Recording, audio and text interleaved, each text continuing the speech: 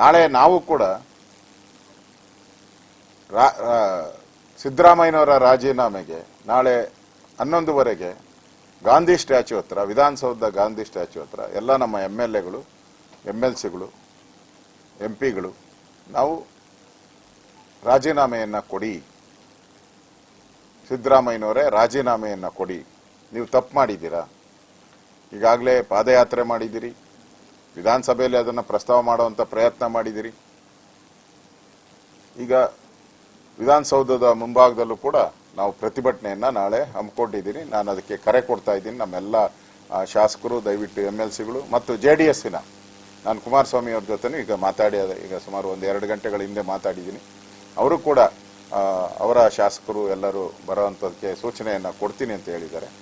So ಮುಖ್ಯಮಂತ್ರಿಯ ರಾಜೀನಾಮೆಗೆ ನಾವು ಆಗ್ರಹಿಸಿ ನಾವು ಕೂಡ ನಾಳೆ ಹೋರಾಟವನ್ನ ನಾವು ಮಾಡೋರಿದ್ದೀವಿ.